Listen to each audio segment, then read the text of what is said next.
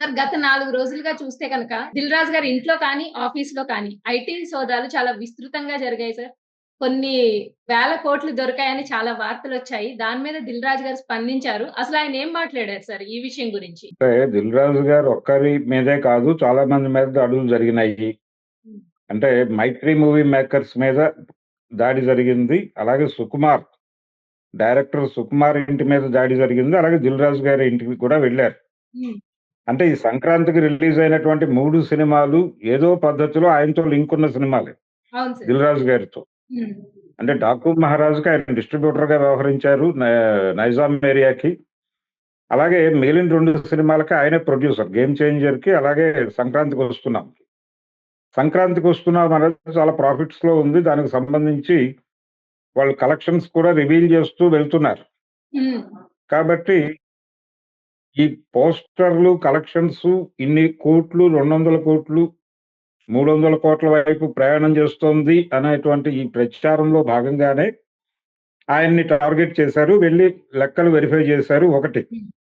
రెండోది 'మైత్రి మూవీ మేకర్స్‌కొచ్చేసరికి వాళ్ళు 2,000,00,00,000 క్రాస్ అయిపోతున్నాం అన్నట్టుగా మాట్లాడుతున్నారు. కాబట్టి అక్కడ కూడా ఒక దృష్టి పెట్టారు. Okay sir. పెట్టి అయితే ఇక్కడ ప్రధానంగా చూడాల్సిందేంటంటే నిర్మాతలు సినిమాలు కంప్లీట్ అయిపోయిన తర్వాత అమ్మేస్తారు. హ్మ్. అమ్మిన తర్వాత కొనుక్కున్న వాళ్ళకి ఎవరైతే కొనుగోలు చేశారో, కొనుగోలు చేసిన వారి తాలూకా వ్యవహారం అది. ఆ సినిమాకొచ్చేటువంటి కలెక్షన్స్. కానీ సినిమాకి సంబంధించి వ్యాపారం అంతా నిర్మాత నుంచే జరుగుతుంది. హ్మ్. ఎంతకి అమ్మారు అనేది ఒకటి వెరిఫై చేస్తారక్కడ. ఎంతకి అమ్మారు, ఆ లెక్కలన్నీ ప్రాపర్‌గా ఉన్నాయా లేదా అనేది ఒకటి చెక్ చేసుకుంటారు. దీంతో పాటు ఆ సినిమా మీద ఇతర వ్యాపారాలు ఏమేం చేశారు, ఓటీటీకి ఎంతకమ్మారు, లేకపోతే శాటిలైట్స్‌కి ఎలా అమ్మారు, దాని తాలూకా ఏమన్నా ఉన్నాయా ఇక్కడ వ్యవహారాలు, బిల్స్ అవి ప్రాపర్‌గా ఉన్నాయా, రసీదులున్నాయా, ఇవన్నీ వెరిఫై చేస్తారు. వెరిఫై చేసి ఈ ఆదాయాలకు సంబంధించి ఆ సినిమా ద్వారా నిర్మాత గారు పొందినటువంటి ఆదాయానికి సరైన పద్ధతిలో పన్ను కట్టారా లేదా? ఈ పన్నులు కట్టారు అంటే గనక ఓకే అని వెళ్ళిపోతారు. కానీ అక్కడ లెక్కలలో లేనటువంటి డబ్బులు గనక దొరికితే దాన్ని సీజ్ చేస్తారు టెంపరరీగా. ఇప్పుడు 'దిల్ రాజు' గారి దగ్గర వేల కోట్లు దొరికాయని వీళ్ళు చెప్తున్నారు. కానీ ఆయన చెప్తోంది తక్కువే దొరికిందని. హ్మ్. అంటే 100,00,00,000 లోపే దొరికింది అనేది చెప్తున్నాడాయన. అవును సార్. ఆ దొరికిన డబ్బులు కూడా సీజ్ చేస్తారు అంతే. సీజ్ చేసి రేపు పొద్దున వీళ్ళు లెక్కలు చూపిస్తే అది ఇచ్చేస్తారు. హుహు. అదెక్కడికి పోదు. ఓకే. హ్మ్. అదెక్కడికి పోదు. లెక్కలు చూపించి వెనక్కి తెచ్చేసుకుంటారు. కాబట్టి ఆయనకు జరిగిన ఇబ్బందేం లేదు. కాకపోతే ఈరోజు ఆయన మీడియా ముందుకొచ్చి మాట్లాడేటప్పుడు కొన్ని విషయాల్లో క్లారిఫికేషన్స్ ఇస్తారేమో అని అనుకున్నారు. హ్మ్. అదేంటంటే ఒకటి ఐటీ అధికారులు అక్కడ దాడి చేసినప్పుడు, ఈ దాడిలో భాగంగా వాళ్ళ స్టాఫ్ మీద కూడా మ్యాన్ హ్యాండ్లింగ్ చేశారు అనేది ఒకటి వినిపించింది. Okay sir. దానికి సంబంధించి ఒక ఒక ఆడియో లీక్ అయింది. హ్మ్. లీక్ అయ్యి వాళ్ళు మన స్టాఫ్ మీద చేయి చేసుకుంటున్నారు. మీరు దీన్ని కొంచెం మీడియా దృష్టికి తీసుకెళ్ళండి అని 'దిల్ రాజు' గారిని రిక్వెస్ట్ చేస్తూ వేణు అనే హ్మ్. అతను చెప్పడం వలన మీకు ఈ మెసేజ్ పెడుతున్నాను అన్న టోన్‌లో ఒక మెసేజ్ ఒకటి బయట సర్క్యులేషన్‌లో ఉంది. హ్మ్. దానికి సంబంధించి ఈయనేమన్నా మాట్లాడతాడేమో అని అనుకున్నారు గానీ, ఆ ప్రస్తావన పెద్దగా చేయలేదాయన. చేయలేదు. రెండోది ప్రభుత్వంతో ఘర్షణాత్మక వైఖరిలో వెళ్ళాలని గూడా ఆయన అనుకోవడం లేదు. చాలా కూల్‌గానే మాట్లాడాడు. ఇబ్బంది పెట్టకుండా, ఎవరిని ఇబ్బంది పెట్టకుండా, దీని మీద అనవసరమైన స్పెక్యులేషన్స్ ఏమీ వ్యాప్తి చెయ్యొద్దు హ్మ్. అనేది కూడా ఒక స్పష్టత ఇస్తూ మాట్లాడాడాయన. ఓకే.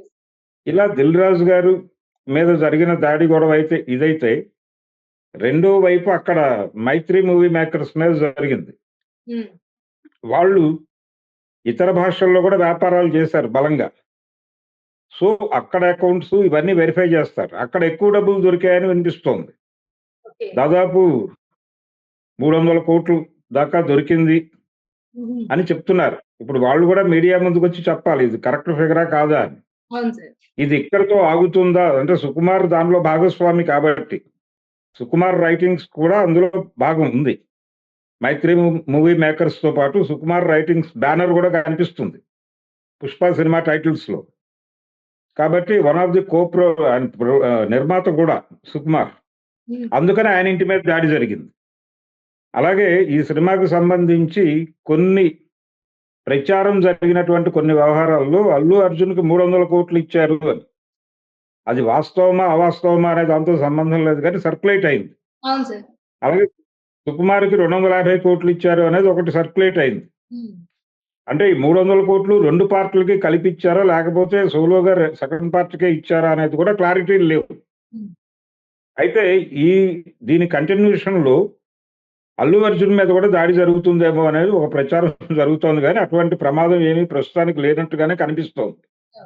ప్రస్తుతానికి సినిమా ఇండస్ట్రీ మీద జరుగుతున్నటువంటి దాడుల తాలూకా ప్రభావం తగ్గినట్టుగానే కనిపిస్తోంది. అయిపోయింది. ఈ ఎపిసోడ్ అయిపోయింది.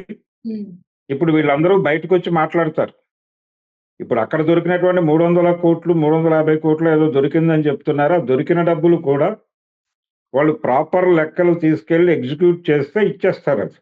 వెనక్కి తెచ్చేసుకుంటారు. ఈ డబ్బులేవి ఎక్కడికి పోవు. Okay sir. కాకపోతే ఈ వీటిలో ఒకవేళ లెక్క చెప్పడానికి ఇబ్బంది పడిన సందర్భం ఉంటే దానికి టాక్స్ కట్టి బయటకు తెచ్చుకుంటారు అంతే. అంతకు మించి జరిగే ప్రమాదం ఏం లేదు. వాళ్ళకేం నష్టం జరగలేదు. వాళ్ళు ప్రకటించినటువంటి పోస్టర్‌లలో ఉన్న అంకెలు నిజమే అయితే, ఆ అంకెలు నిజమే అని వాళ్ళు అంగీకరిస్తే ఆ అంకెల మేరకు పన్నులు కట్టించుకుంటారు అంతే. అంతకు మించి ప్రమాదం ఏం లేదు. ఆయన కూడా అదే చెప్పాడు. ఇది జనరల్‌గా రొటీన్‌గా వాళ్ళు దాడులు చేస్తారు. గతంలో మా ఆఫీస్ మీద దాడి జరిగి చాలా కాలం అయింది అని. అంటే దాడి జరిగి చాలా కాలం అయిందని చాలా ముచ్చటగా చెప్పాడాయన.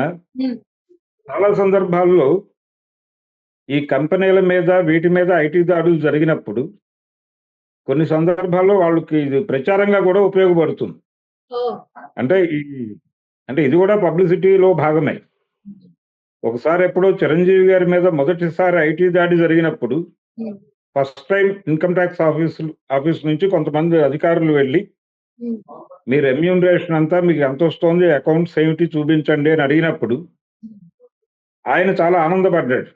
అంటే ఐటీ వాళ్ళు మా ఇంటికి వచ్చారు అంటే నన్ను గుర్తించారు అని చెప్పి ఆయన ఎర్లీ డేస్ లో ఆనందపడి ఆ రోజు తనతో సినిమాలు తీసినటువంటి ప్రొడ్యూసర్ తమ్మారెడ్డి భరద్వాజ్ గారి దగ్గరికి వెళ్ళి ఈ రోజు మా ఇంటికి ఐటీ ఆఫీసర్లు వచ్చారు, నాకు చాలా ఆనందంగా ఉంది, మనం సెలబ్రేట్ చేసుకుందాం ఈ రోజు అన్నట్టు ఆయన.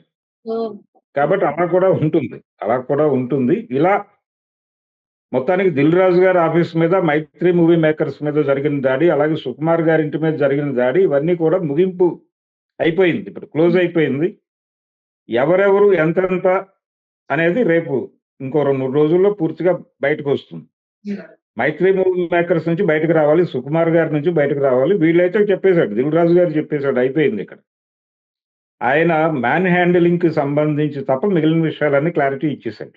అయితే కొంతమంది హీరోల ఇళ్ల మీద కూడా దాడి జరుగుతుంది అనేది వార్త వచ్చింది కదా సార్, అది నిజం కాదంటారా? దాడి అంటే జరుగుతుంది. ఇప్పుడు వాళ్ళకి ఇచ్చినటువంటి రెమ్యూనరేషన్ల గురించిన చర్చ జరుగుతోంది.